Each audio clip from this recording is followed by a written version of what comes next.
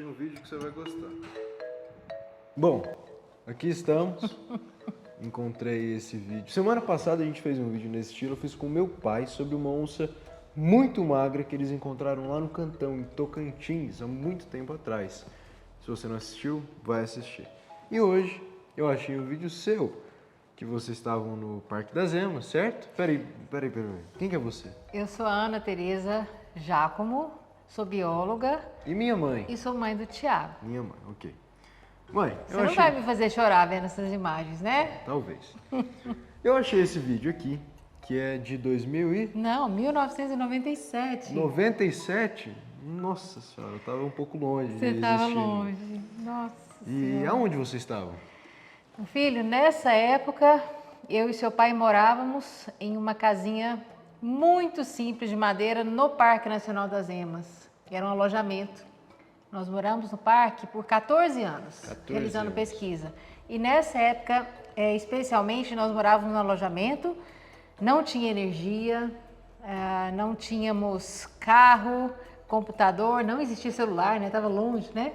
Se eu quisesse falar com alguém no telefone, eu tinha que viajar 40 quilômetros numa estrada de terra e ir até Chapadão do Céu usar um orelhão. Às vezes eu ligava para o seu pai ou ele me ligava quando eu estava em Goiânia e falava, fala logo que vai acabar a ficha. A gente ficava agoniada porque acabava, era um tempo muito curto para a gente falar, né? E o que vocês estavam fazendo aqui? Então, naquela ocasião a gente realizava pesquisa, estudava os carnívoros, né, do cerrado. E a gente deu uma ênfase muito importante para o lobo-guará.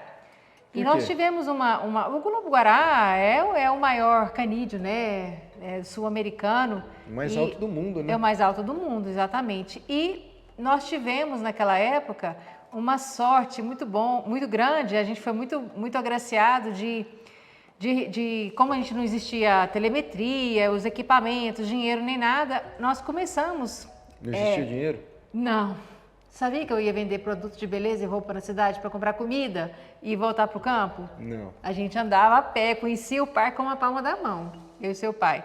E nessa ocasião, me lembro muito bem que a gente conseguia, igual aqueles biólogos de antigamente que estudavam a história natural do bicho, acompanhar os animais a pé. Então, esse animal em específico, ele nos proporcionou essa graça, essa bênção. Então, peraí, deixa eu ver se eu entendi. Hoje em dia a gente vai com as onças, por exemplo, a gente coloca um rádio colar e acompanha pelo computador. Sim. Nessa época vocês achavam um lobo e ficavam andando atrás do lobo. Sim, esse lobo ele tem uma coleira, era uma coleira muito simplória, que assim, ela na verdade não funcionava muito bem, né? Então, a gente capturou esse lobo, colocou essa coleira e ele foi tão assim, tolerante à nossa presença, que ele deixou a gente acompanhar ele por muito tempo. Que massa. Então, o que acontecia? Seu pai e eu saímos para o campo e a gente conseguia acompanhar ele caçando. Já tivemos a oportunidade de ver ele predando cobra venenosa, jararaca, acasalando. Então, a gente era igual realmente aqueles biólogos de muito antigamente e a gente estudava a história Muito natural do antigamente bicho. é tipo Darwin, é muito antigamente mesmo. Opa, isso foi longe, Será? mas foi longe, né? Cara, a gente via ele caçando, comendo as frutas, acompanhava a mudança das estações, né, das frutas, e aí, informações maravilhosas. E esse, especialmente, foi incrível. Esse é um lobo selvagem, gente, pra vocês terem uma ideia. Ele E tinha um nome? Não, acho que na época a gente não dava nome, não. Mas a gente conseguia acompanhar. Então, eu me recordo muito bem que, mais ou menos entre abril, maio e junho, era a época de acasalamento. E a gente escutava os lobos vocalizando, então um no lugar e o outro no outro respondendo.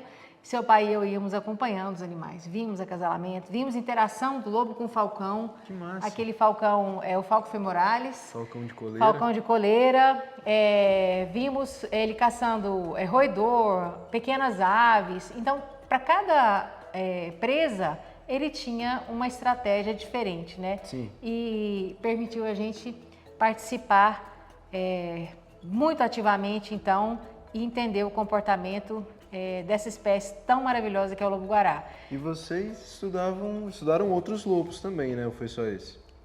Você fala outros indivíduos? Sim. Sim, mais de 50 animais naquela Mais de época, 50. mais de 50. E naquela ocasião, a gente além de estudar a ecologia, a história natural do bicho, né? Estudamos a dieta dele, foi até minha dissertação de mestrado foi com hábito alimentar do lobo-guará.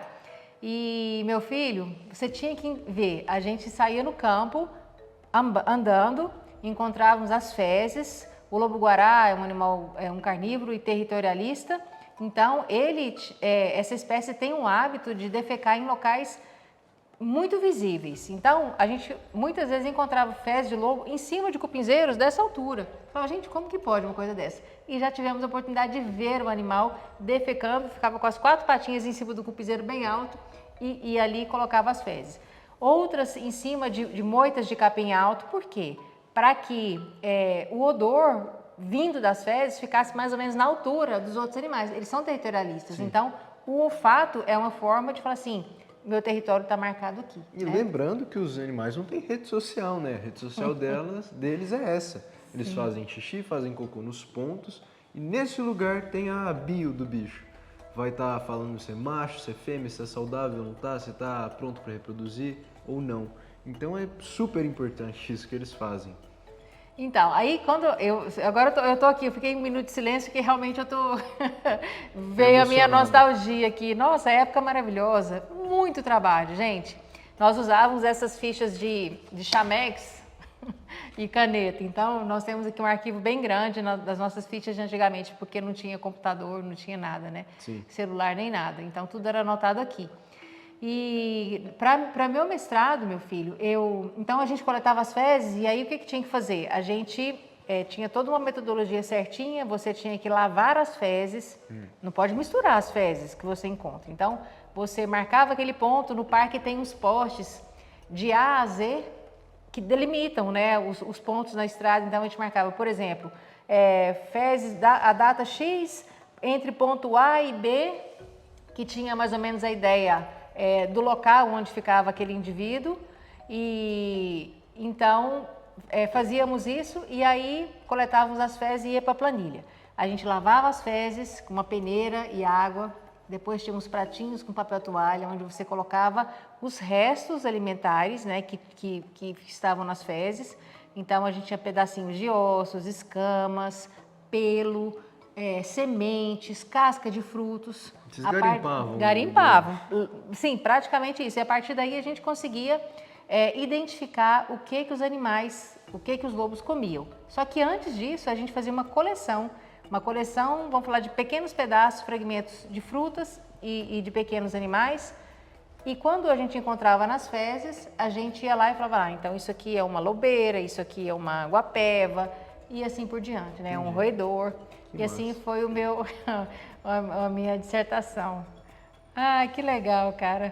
Quantos anos isso? Quantos anos? Eu e seu pai praticamente desbravamos esse Parque Nacional das Emas. A gente conhece cada palmo, são 132 mil hectares e a gente andava a pé. A pé? Você tem noção? Eu não tenho noção do que são 132 então, mil hectares meu filho, a pé. Que época sagrada, viu? É assim, nossa senhora, que beleza, que massa. Eu acho que a gente deveria ir lá nos lobos. Há um pouco tempo atrás eu fiz um vídeo contando sobre os lobos. Eu tô pensando num nome para esse quadro ainda, acho que vai ser tudo sobre, vocês gostaram. O card tá aqui em cima, vai assistir.